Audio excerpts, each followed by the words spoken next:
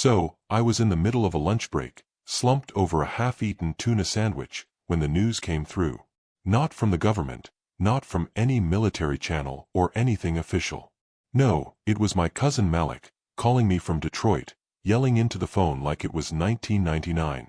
Yo, Kendra, turn on the stream, girl. The aliens are clowning us. I thought he was drunk, or high, or just being Malik, you know? But I pulled up the stream anyway, and there it was, broadcast on every platform. Some alien council thing, in full 3D translation mode, laughing their freaky heads off. One of them, this squid-looking thing with a voice like a bagpipe in a blender, said, and I swear to God, Earth is the galaxy's backwater comedy club. And everybody laughed. Like every alien in the feed. Different species, different sounds, but all of them cracking up like we were some kind of joke. I just sat there, tuna sandwich in hand, watching this crap with my mouth open. And all I could think was, damn, they're not even hiding it. The rest of the day was chaos. My boss at the delivery hub called us in early, talking about emergency protocols and possible off-world disruptions, but none of us knew what the hell that meant.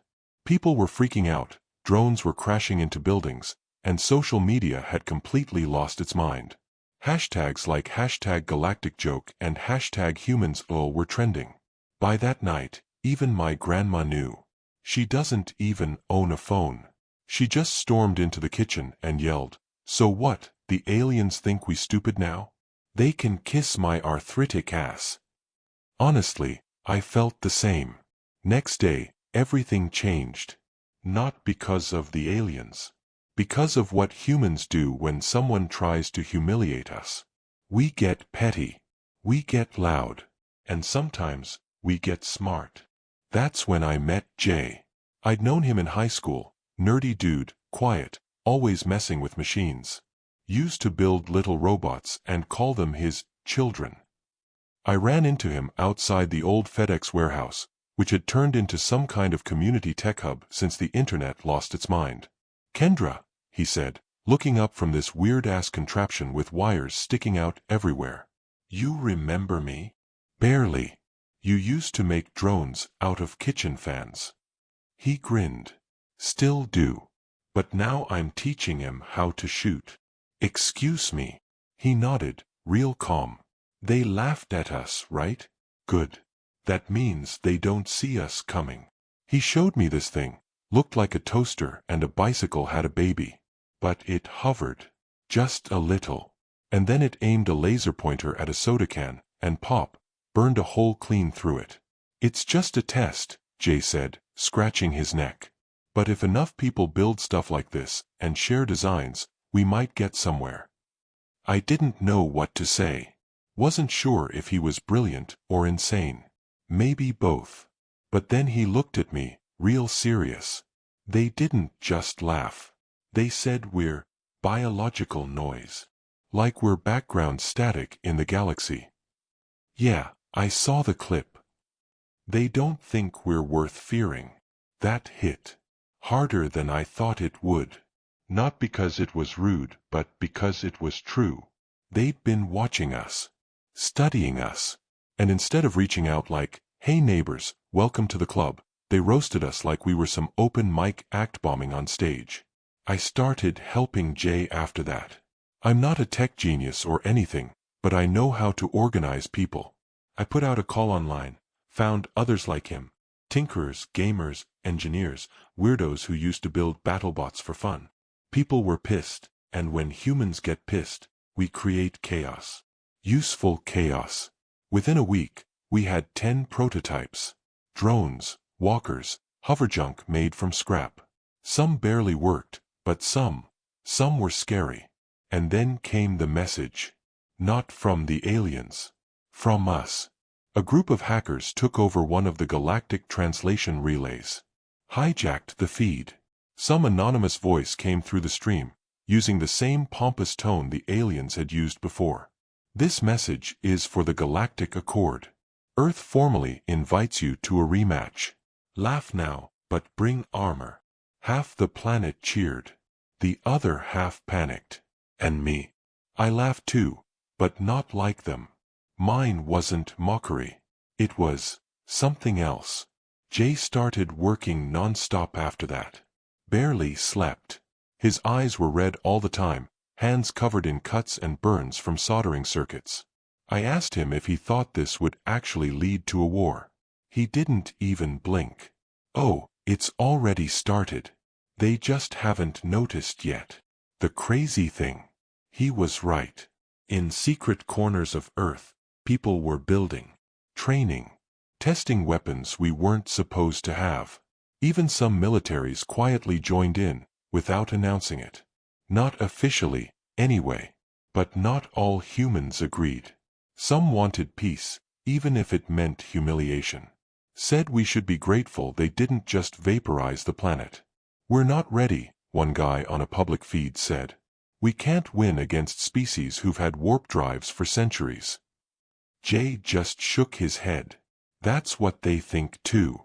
That's our biggest advantage. And then, just as we were getting ready to test our first long-range strike drone in the Mojave, the feed went black. Not Earth's feed, the galactic one. Jay froze. No way. They pulled the whole system. Why? He didn't answer. Just stared at the dark screen. Then his phone pinged. Encrypted message. No sender. He opened it, and his face went pale. I grabbed the phone. One sentence. They're coming to see the joke in person. Jay didn't say a word. He just sat there, blinking at the screen like it was lying to him. I stared at the message again, hoping it would vanish or morph into something less terrifying. They're coming to see the joke in person. I whispered it out loud, just to hear how dumb it sounded. So what, like a tour? A field trip to Earth so they can laugh in our faces. Jay finally moved, stood up slow. No. This isn't a joke anymore. They wouldn't waste time sending diplomats just to mock us. Then why come here? He didn't answer, which was worse than any answer he could have given. I called Malik. Bro, I said, did you see the message? He was already ahead of me. Yeah, it's all over the forums. People are saying the Accord's sending a scout ship. No weapons, just observation. Like a comedy critic or some galactic influencer or something. I swear to God, I muttered. If they send an alien TikToker. Malik cut me off. Look, you and Jay gotta get here. The Detroit node's heating up. We got people flying in from Canada, Europe, even some guy from Argentina who swears he hacked a satellite. Shit's going global now. If the aliens are watching, we gotta show 'em we're not just memes and microwave weapons. We packed that night. Didn't even tell my mom. She'd freak out, and I didn't have the energy to argue. Jay loaded the prototypes into the van, some of them still half-finished, wires spilling out like robotic guts. I rode shotgun, holding the drone controller in my lap like it was a newborn. We made it to Detroit by dawn. I'd never seen the city like that, alive. Streets packed with folks lugging tools, power cells, machine parts. Cops just waved us through like they knew what was up. Nobody was waiting for permission anymore. The tech hub was lit up like a carnival. People were welding armor onto mopeds, syncing tablet-controlled drones with AI speech modules, testing exosuits in alleys. Some kid had a dog with a camera turret strapped to its back. The dog barked every time someone said, alien. Jay got mobbed the second we walked in. Yo, is that the pulse rifle rig? Man, tell me you brought the shield drone. You're Jay, right? The Jay. He looked like he wanted to crawl into a sewer, but he nodded. Yeah, we're just here to help. Someone handed me a headset. I put it on. It linked me into the network instantly. Voice channels, shared blueprints, logistics updates, even memes. Someone had already made a deepfake of the squid alien from the stream saying, Earth got that dog in him. Jay found Malik near a half-dismantled school bus that had been turned into a mobile defense station. He hugged us both like we'd just come back from war. I wasn't sure you'd come, he said. Thought maybe you'd chicken out. Too late to chicken out now. I muttered. You really think they're sending just one ship? He nodded. Yeah, that's their whole thing. Arrogance. One little scout ship, unarmed, just to observe and report. Probably think we'll throw a parade and beg for mercy. Jay's voice was low. We're not throwing a parade. Damn right we're not. That night, the sky glowed. We were on the roof of the old train station when it showed up. Just a shimmer at first, like heat waves in the air. Then the shimmer turned to light, and the light turned into a ship. It was quiet. Too quiet. No engines, no fire, no noise at all. Just there, like a ghost made of glass and starlight. Everyone froze. Phones out. Cameras rolling. But no one said a word. The ship hovered, maybe 200 feet above us. Then something detached, small, sleek, the size of a van. It drifted down like it was on invisible wires. Jay tapped my arm. Observation pod. How do you know? Read about M on a pirate archive. They use M on pre-contact worlds. So, this is pre-contact. Not anymore. The pod landed in the middle of Campus Martius, right on the big circle near the statue. The crowd parted like a wave.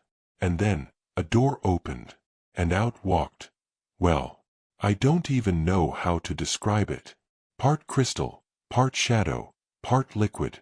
It didn't walk so much as glide. Humanoid shape, but wrong. Too tall, too smooth, like someone hit the future button too many times on a 3D printer. It looked at us. Or at least, its head turned. And then it laughed. Not like the broadcast laugh. This one was sharper. Personal. Like it had been waiting to do that. Jay didn't move. Neither did I. But Malik stepped forward. Yo! He shouted. You think we're funny? The alien cocked its head. No translator. No words. Just another soft laugh, like we were toddlers waving toy guns. Malik pulled something from his coat. One of the pulse launchers we'd prototyped back in Cleveland. He aimed it straight at the alien. I grabbed his arm. What the hell are you doing? He's not armed. You don't know that. Exactly. They don't think we're worth arming against. So maybe it's time they get scared for once. The alien looked at Malik's weapon. And then, no sound, no light. It was suddenly 5 feet closer. People gasped. Jay cursed. I didn't even see it move, he whispered. The alien raised its hand. Not in a threatening way. Just slow. Deliberate. And then my headset buzzed. A voice. Not mine. Not human. You have 5 solar cycles to impress us. Or we'll decide. I looked at Jay. Decide what? The alien turned and began floating back toward its pod.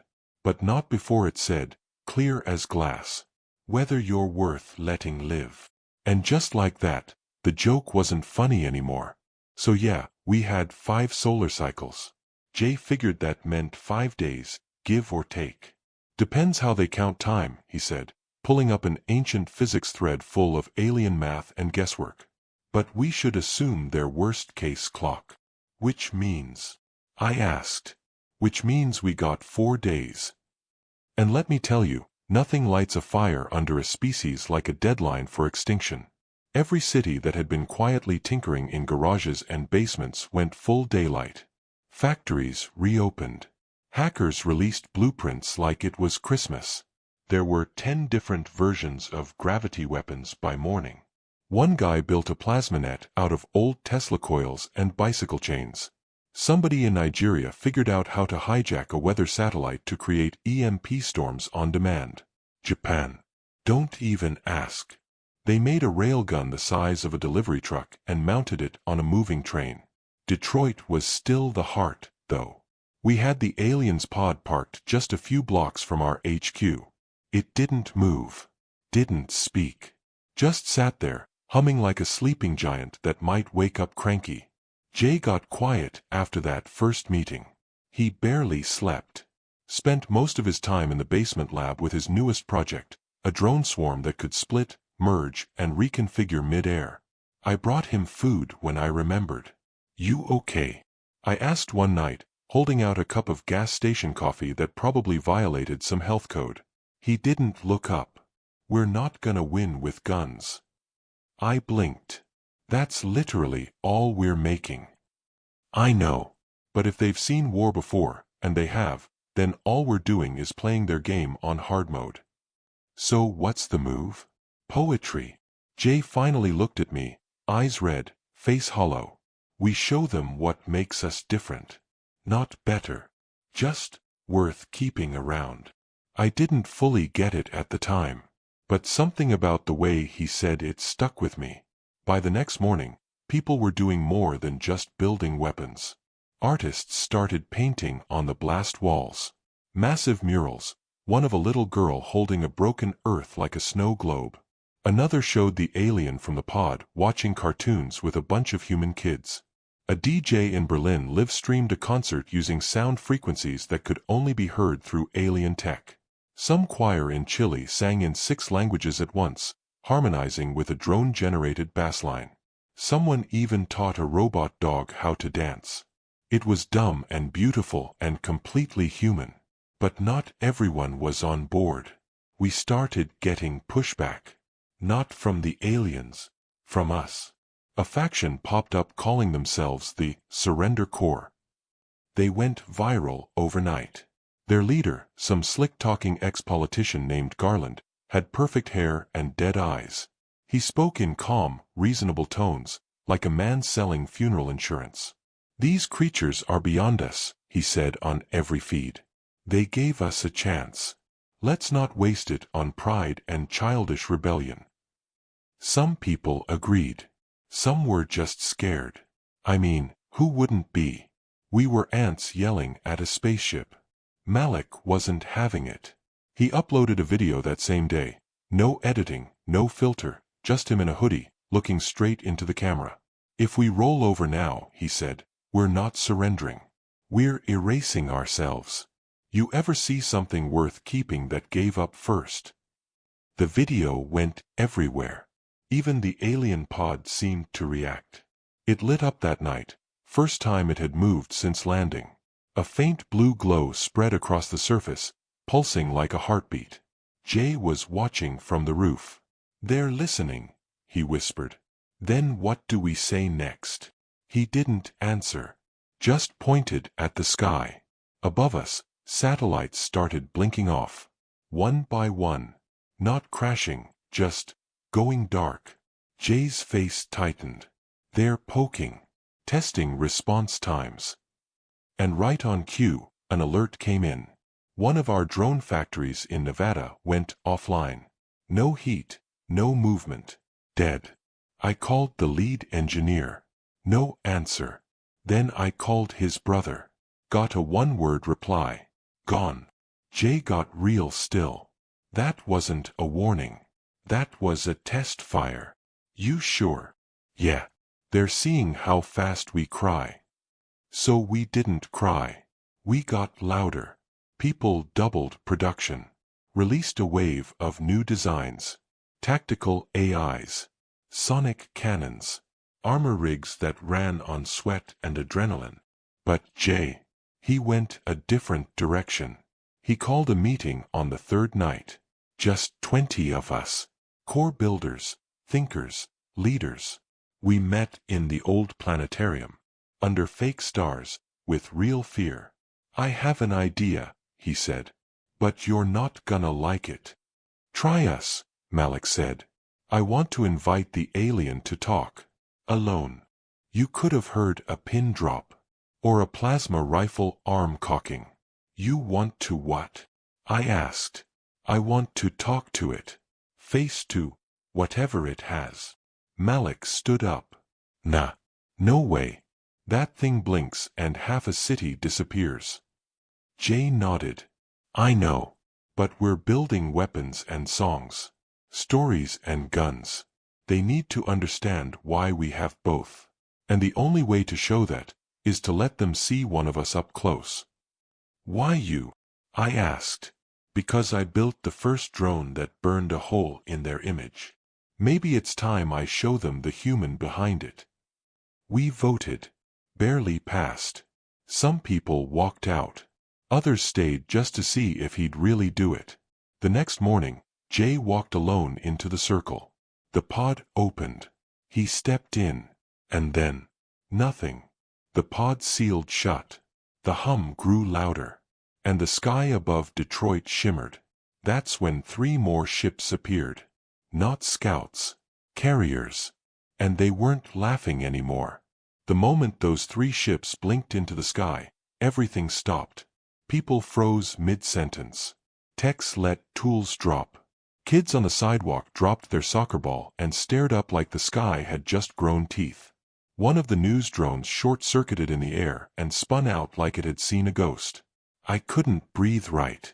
Not because they looked scary, though they did, but because they didn't look like warships. They looked like stages. Platforms, layered like an amphitheater, orbiting slowly above the skyline. Each one glowed with these shifting patterns, like stars rearranging themselves on purpose. Malik whispered it before I could.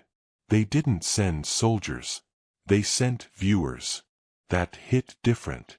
I grabbed the comm from the hub wall and started paging everyone on our net. We've got confirmation, 3 orbitals. No attack formations. No weapons hot. Looks like spectators. Spectators for what? Someone shouted through the feed. And I just said what we were all thinking, for us. Meanwhile, Jay was still inside the pod. No signal, no audio. We couldn't see in, and he wasn't answering anything on his wrist unit. He could have been 10 feet away or halfway across the galaxy for all we knew. Malik paced back and forth, muttering to himself.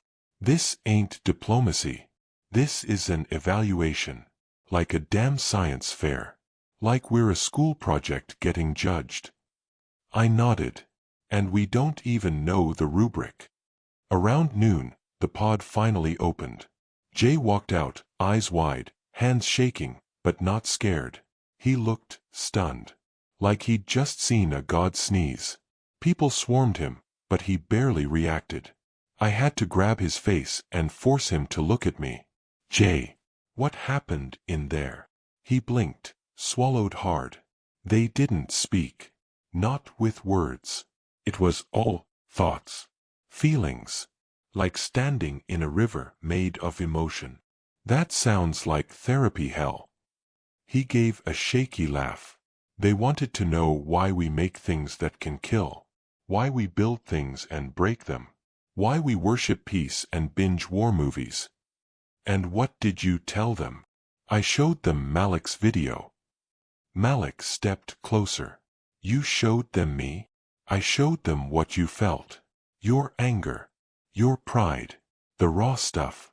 They didn't understand the words. But they understood the pulse. They feel rhythm, not logic. Okay, I said slowly. So what now? Jay looked up at the ships still floating above the skyline. Now they want more. More what? More us. We didn't have to ask what that meant. Within an hour, we were building a signal tower. Not for defense. For broadcasting. A feed.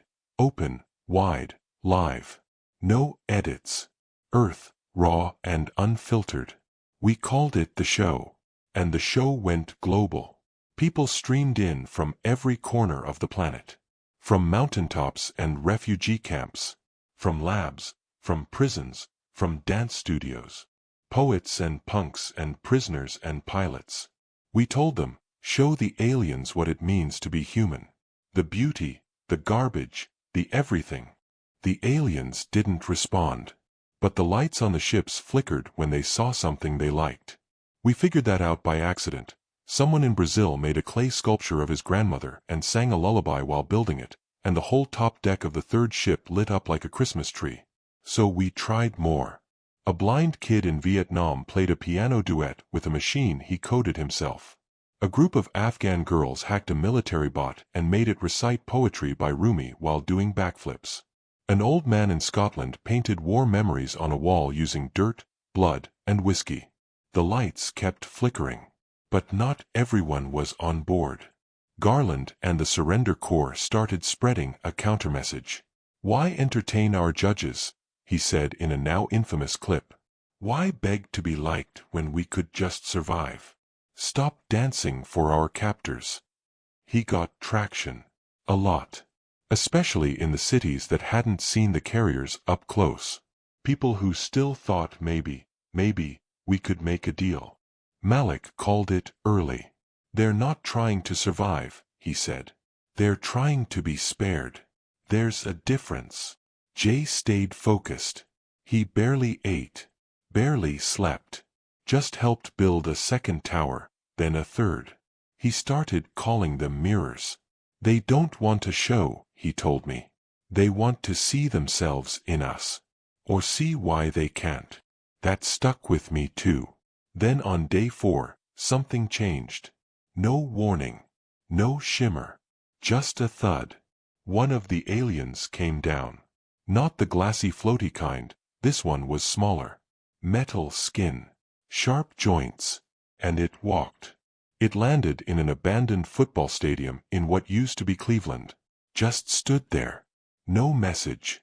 No threat. Jay stared at the feed and went quiet. "What?" I asked. He pointed at the alien's posture. "It's watching." That night, 2 more landed. One in Ghana. One in the outback. By morning, there were a dozen. Then 50. Observers. Live. No one tried to touch them. No one got too close.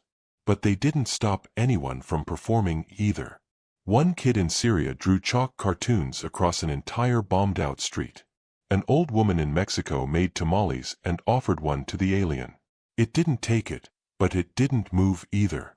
And that's when Jay said the scariest thing yet. "They're not just judging us. They're deciding if they want to become us." I stared at him. What does that even mean? If we're compatible, worth absorbing, joining, copying, whatever they do, they've been watching the galaxy for a long time. Maybe they're tired of being what they are. And if they don't like what they see? He didn't answer. But that night, the ships dimmed. The feed went silent. And in the middle of Times Square, one of the observers finally spoke. It didn't sound like anything. It felt like thunder inside your bones. And it said one word. Decide. Then every ship turned, slowly, toward Earth. The countdown had begun. We all felt it. Not just the sound. The feeling. Like a weight pressing down behind your ribs. Like the moment before a car crash, except you never hit anything. After that one word, decide, every ship started turning, locking position over the major population centers. New York, Lagos, Delhi, Sao Paulo, Beijing. No weapons, no beams, just presence. Like massive judges settling into their thrones. The observers on the ground? They stopped moving completely. Just stood there, facing outward. Watching. Listening. That's when Jay pulled the backup drive. He dumped everything we'd uploaded into it. Videos, code, blueprints, music, interviews, rants, everything. 12 terabytes of human noise. He plugged it into the core server and looked at me. "We only have one more move," he said. "Which is? We show them what we'd do if they weren't here. If we thought the future was ours alone."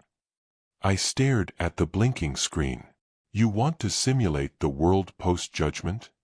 Jay nodded. "Not simulation. Declaration." Malik leaned in. "You want to make a promise." "Exactly," Jay said. "Not to them. To us. And let them overhear it. So we built it. Or stitched it together. A loop of us at our worst, our best, our stupidest, and our most brilliant. We called it the thread. No narration. No commentary. Just raw human life, cut together and broadcast on repeat through every mirror tower on Earth. Some people cried. Some laughed. Some turned away. The aliens. They listened. Day 5 came like a storm behind glass. Garland showed up that morning, right outside the Detroit Tower. Not with weapons, but with media. Cameras, drones, news crews. He held up a peace flag. Not Earth's. Not the UN's. Something new. Blue and silver, with 3 circles interlocked. "This is the future accord," he said into 1,000 microphones. "Our message to the stars. We are ready to evolve. We're ready to follow. Earth can be more, if we accept guidance. If we choose obedience over extinction." People started clapping.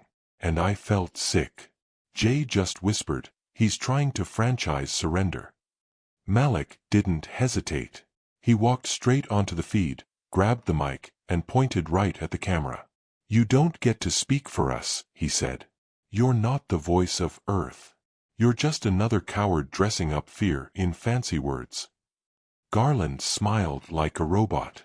"I speak for the ones who don't want to die." Malik took a step forward. "We all die. That's not the point. The point is what we stand for before that. You want to trade your spine for permission? Fine. But don't call that a future. Call it what it is, extinction with better branding." It went viral in less than 20 minutes. And right after, the alien pod in Detroit started glowing again. The observer stepped forward. And for the first time, it spoke. Not in thunder, not in pulses. In English. It said, "There are fractures in your species. We see your doubts, your despair, your potential. This is your nature." No one said a word. The alien turned to Jay. "You asked what makes you different. We have learned." Jay barely whispered, "And what's the answer?" The alien tilted its head. "You question everything, even yourselves. You destroy what you love, then try to rebuild it better. You wage war, then write music about peace. You are contradictions layered on defiance." Malik grinned. "So what, you like that? We do not like or dislike. We catalog.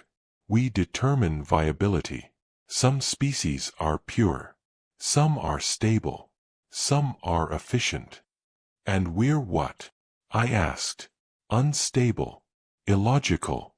Primitive." A pause. "But adaptive." Jay blinked. "So what does that mean?" The alien turned slowly, looked up at the sky, where the ships were still waiting. Then it said, "It means Earth remains unpredictable." Everyone held their breath. "It means you live." The towers lit up. All of them. Every mirror, every signal beacon. A burst of light shot skyward like the Earth itself was yelling in relief. And the ships? They started laughing. Not cruel. Not mocking. Something new. Joy. Low, musical, echoing across the sky like a choir run through a solar storm. People didn't cheer right away. They didn't trust it. Then someone screamed, "We're still here." And that was it. Detroit exploded into noise. Fireworks, drones, horns, music, tears.